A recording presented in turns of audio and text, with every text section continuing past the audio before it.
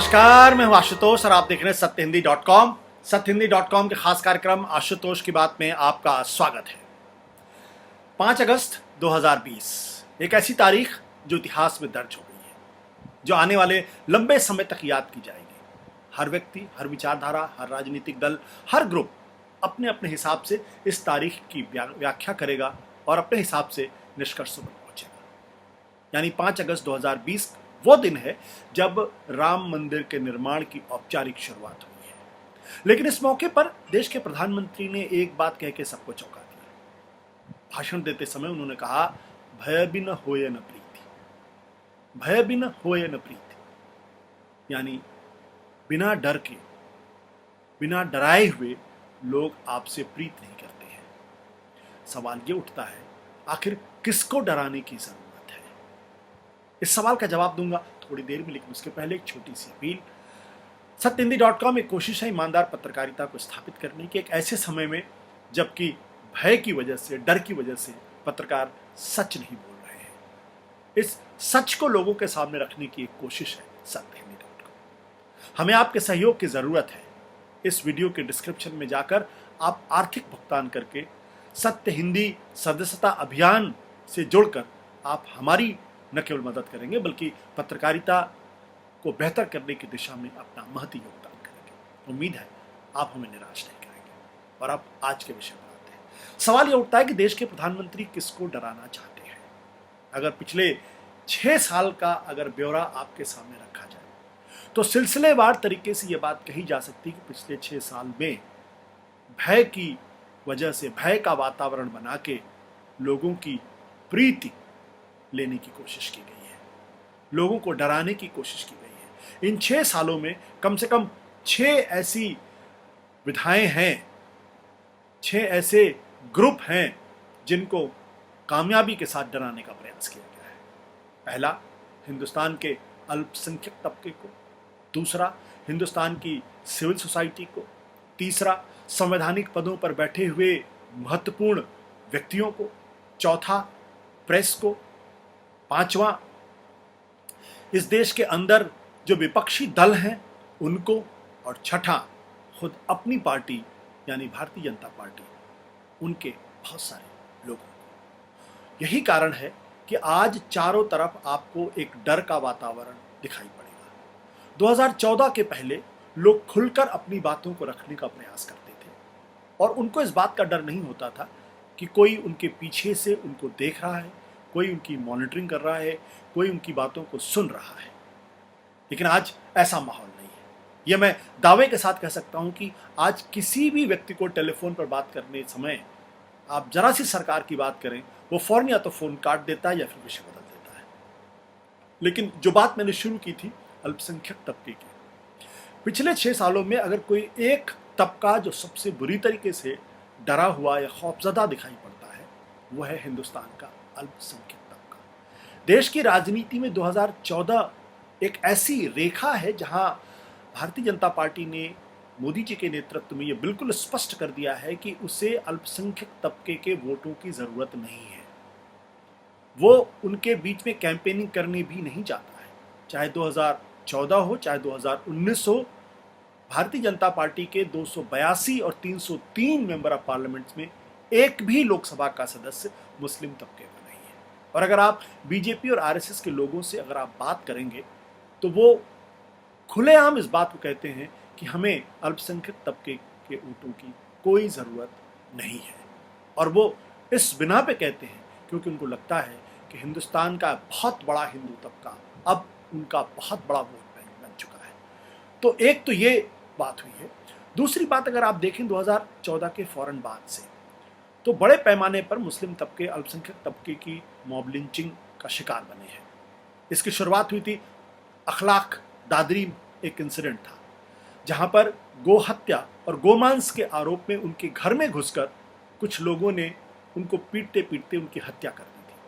इसमें उनके परिवार के लोग भी काफी जख्मी हुए थे और उस मामले में कायदे से तो कानून और व्यवस्था को काम करना चाहिए था, लेकिन जब बीजेपी से जुड़े हुए सांसद और मंत्री इनडायरेक्टली उन लोगों के साथ खड़े हो गए जो दरअसल इस पूरे मामले में एक्यूज्ड थे और यह दबाव बनाया गया कि गो मांस के आरोप में अखलाक और उनके परिवार के खिलाफ कार्रवाई की जानी चाहिए।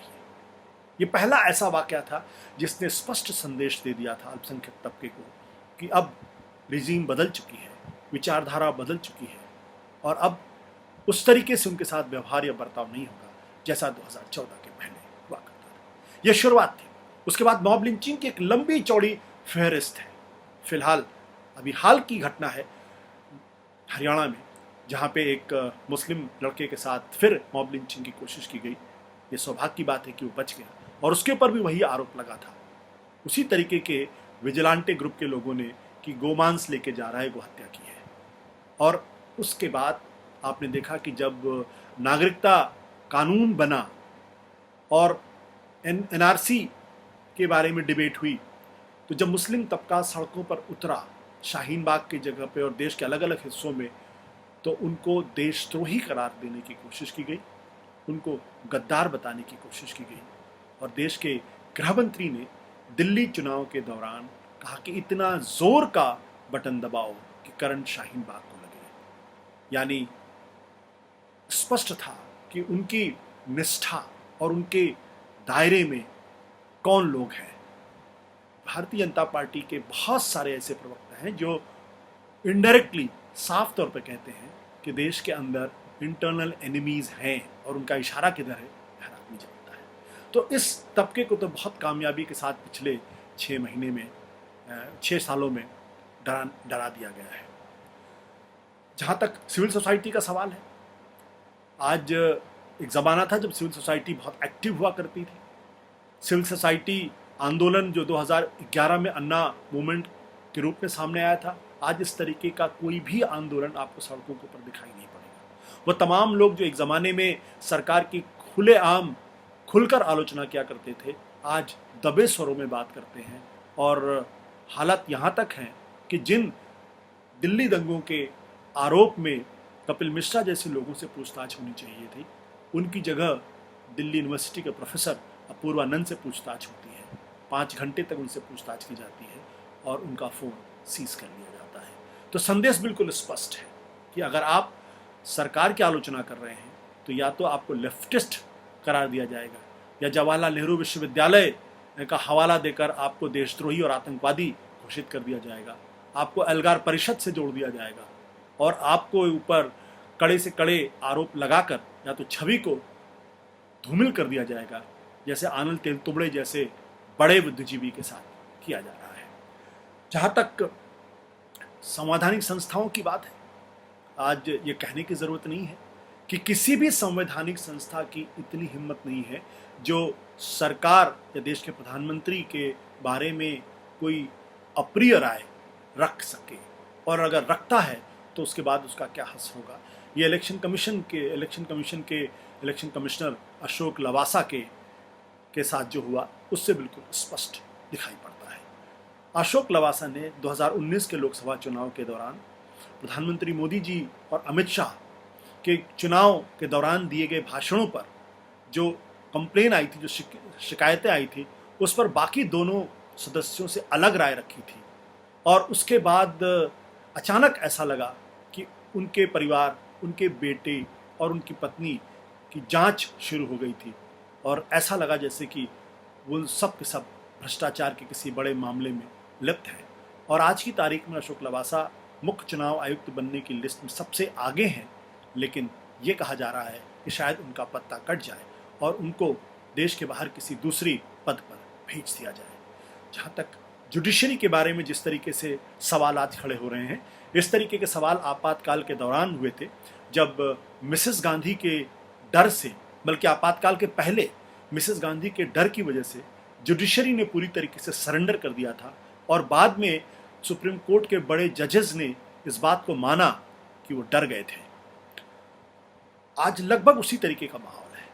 कश्मीर में धारा 370 को हटा दिया जाता है, उसकी कॉन्स्टिट्यूशनलिटी पर अदालत में पिटिशन की जाती है, 1 साल हो जाते हैं और कहीं कोई सुनवाई उस पर दिखाई नहीं पड़ती। आगे क्या होगा किसी को मालूम नहीं है। इसी तरीके से कश्मीर में चाहे लॉकडाउन का सवाल हो, चाहे वहाँ पे हेबियस कार्पस का मसला हो, चाहे दूसरे सवाल हो, चाहे PSA यानी पीपल सेफ्टी एक्ट का सवाल हो, इन पे किसी तरीके की कोई फौरी कार्रवाई अदालत के सामने नहीं दिखाई पड़ती है। यहाँ तक कि जामिया मिलिया इस्लामिया के जब छात्रों ने सुप्रीम कोर्ट का दरवाज़ा खटखटाया तब बजाय उनके साथ इंसाफ होने के उल्टे उनसे ही कहा गया कि जब तक आप हिंसा का रास्ता नहीं छोड़ते हैं तब तक हम आपके मामले की सुनवाई नहीं करें। आज तक जामिया के मामले में क्या हुआ किसी को कोई जानकारी नहीं है। तो आज भी हालांकि बहुत सारे ऐसे जजेस हैं, बहुत सारे ऐसे हाई कोर्ट्स हैं जिन्होंने कोरोना के मौके पर अलग अलग राज्यों के अंदर अलग अलग राज्य सरकारों को जवाबदेह बनाने की कोशिश की, चाहे वो तमिलनाडु की हाई कोर्ट हो या फिर वो महाराष्ट्र की हाई कोर्ट हो, यहाँ तक कि दिल्ली हाई कोर्ट ने भी, तेलंगाना आंध्र प्रदेश के हाई कोर्ट ने भी अपने तय पर कड़े फैसले किए, कड़े ऑब्जर्वेशंस किए और सरकार को जवाबदेह बनाने की कोशिश की जा रही है। लेकिन फिर भी न्यायपालिका के एक बड़े तबके की जो छवि है वो पिछले 6 सालों के अंदर धूमिल हुई है और यही कहा जा रहा है कि दरअसल वो या तो डर गए हैं या उनको डरा दिया गया है। ये अनायास नहीं है कि सुप्रीम कोर्ट के 4 वरिष्ठतम जज प्रेस कॉन्फ्रेंस करते हैं और वो कहते हैं अगर आज हम नहीं बोले तो कई पीढ़ियां जब हमसे कहेंगे कि लोकतंत्र खतरे में था तो हम चुप क्यों थे। तो ये हाल सिर्फ जुडिशरी का नहीं, ये सिर्फ इलेक्शन कमीशन का नहीं है, बल्कि तमाम ऐसी संस्थाएं हैं जो इस वक्त करा रही हैं। जहाँ तक प्रेस की बात है तो मैं तो खुद प्रेस से हूँ, इसलिए मैं जानता हूँ कि आज इसके बारे में जितना कम कहा जाए उतना अच्छा है। 2014 के पहले यही टेलीविज़न चैनल्स के तमाम पत्रकार, तमाम संपादक जो हैं वो मनमोहन सिंह की तीखी आलोचना सुबह से शाम तक किया करते थे, कांग्रेस पार्टी की तीखी आलोचना किया करते थे और उनको कटघरे में खड़ा करने की कोशिश करते थे। लेकिन आज हालात पूरी तरीके से बदल गए हैं और ऐसा लगता है कि जैसे भारत का जो प्रेस है वो एक तरीके से सरकार का माउथ पीस बन गया है। उसकी दिलचस्पी सरकार को कटघरे में उसकी जवाबदेही स्थापित करने में नहीं रही है। उसकी जो पूरी कोशिश अब हो गई है वो किस तरीके से विपक्ष को, कांग्रेस पार्टी को, राहुल गांधी को या दूसरे तमाम नेताओं को जिम्मेदार ठहराने की कोशिश की जाती है। भारत के हर दिक्कत के ऊपर, भारत की हर तकलीफ के ऊपर सरकारों से सवाल नहीं पूछा जाता है और यही कारण है कि अरुण शौरी जैसे पत्रकार ये कहने के लिए मजबूर होते हैं, जो कभी बीजेपी में थे, कि आज का भारत का मीडिया जो है वो नॉर्थ कोरिया का मीडिया बन गया है। कुछ लोग इसको गोदी मीडिया भी कहने लगे हैं और कुछ लोग ये भी हैं जो कहते हैं कि टीवी देखने की ज़रूरत नहीं। इनफैक्ट ईमानदारी की बात यह है कि आप अब टीवी शायद ना ही देखें तो बेहतर होगा। इसके अलावा विपक्षी पार्टियों की, आज आपको विपक्षी पार्टियों की आवाज़ सुनाई नहीं पड़ती, सिवाय कभी राहुल गांधी कुछ बोलते हुए दिखाई पड़ते हैं, कभी प्रियंका गांधी कुछ बोलती हुई दिखाई पड़ती हैं। चीनी सेना भारत की सेना सीमा के अंदर घुस गया है लेकिन तमाम विपक्षी दल चुपचाप बैठे हुए हैं। कोरोना का इतना बड़ा संकट पैदा हो गया है लेकिन कोई विपक्षी दल खड़ा होकर बात नहीं करता है और जब आप उनसे बात करें तो सब कहते हैं कि क्यों पंगा लें और क्यों हम सेंट्रल एजेंसीज को इनको मौका दें, जब चुनाव आएगा तो हम देख लेंगे। विपक्षी पार्टियां पूरी तरीके से कुंद हो चुकी हैं और ये वो विपक्षी पार्टियां हैं जो 2014 के पहले बहुत कूद कूद कर कांग्रेस सरकारों को कटघरे में खड़ा करने की कोशिश करती थी, तीखे बयान दिए करते थे। आज की तारीख में माहौल पूरी तरीके से बदला और अंत में खुद बीजेपी के अंदर माहौल जो है, जैसे इंदिरा गांधी के ज़माने में हुआ करता था, इंदिरा गांधी के कैबिनेट को कहा जाता था किचन कैबिनेट। सिर्फ इंदिरा गांधी अकेली थी जो प्राइम मिनिस्टर भी थी और कैबिनेट भी थी। उनका कहा एक एक वाक्य अंतिम लकीर हुआ करता था और किसी भी मिनिस्टर को या किसी भी नेता को, चाहे पार्टी के अंदर हो या पार्टी के बाहर हो, उसकी हिम्मत नहीं थी जो इंदिरा गांधी के सामने सवाल खड़े कर सके। और अंत में हुआ वही कि एक दिन अचानक इमरजेंसी घोषित कर दी गई, बिना कैबिनेट को बुलाए। रात में राष्ट्रपति के पास जाके सिग्नेचर ले लिया गया और सुबह जाके कैबिनेट को बताया गया कि हमने इमरजेंसी घोषित कर दी है। लगभग उसी तरीके का माहौल आज देश की कैबिनेट का है। चाहे वो सुषमा स्वराज हों, जब वो जीवित थी, विदेश मंत्री थी, लेकिन कहा जाता था ट्विटर पे विदेश मंत्री हैं। जब राजनाथ सिंह थे गृह मंत्री तो बताया जाता था कि उनके सेक्रेटरी बदल जाते हैं और उनको पता नहीं चलता है। सब कुछ प्रधानमंत्री कार्यालय से चलता था और किसी भी मंत्री के अंदर ना तो ये हिम्मत होती थी कि वो अपनी बात अलग से रख सके और ना ही वो पीठ पीछे कोई बात कह सके। तो जो हालत इंदिरा गांधी के कैबिनेट का था, लगभग वही हालत आज मोदी की कैबिनेट का भी है। वही प्रधानमंत्री हैं, वही कैबिनेट है, थोड़े बहुत पावर अमित शाह को मिले हुए हैं। ऐसे में सवाल ये खड़ा होता है कि आखिर प्रधानमंत्री को अब ये कहने की ज़रूरत क्या है कि भय बिन होए न प्रीति। कुछ लोग ये कह सकते हैं कि दरअसल प्रधानमंत्री का ये बयान चीन को संदेश देने की कोशिश है, या पाकिस्तान को संदेश देने की कोशिश है, या फिर नेपाल को संदेश देने की कोशिश है, या फिर डोनाल्ड ट्रंप को संदेश देने की कोशिश है। और अगर ये उनको संदेश देने की कोशिश है तब तो ये निश्चित तौर पे कहा जा सकता है कि ये जुमला अपने आप में एक बहुत ही फ्लॉप जुमला है, क्योंकि पाकिस्तान आज 2 सर्जिकल स्ट्राइक के बाद भी, अभी कल की बात है कि उसने भारत के लिए जो कश्मीर का हिस्सा, लद्दाख का हिस्सा और गुजरात के कुछ हिस्से को अपना हिस्सा घोषित करके एक नक्शा अब बनाने की वो कोशिश कर रहा है। यानी उसको देश के भारत से डर नहीं लगता है।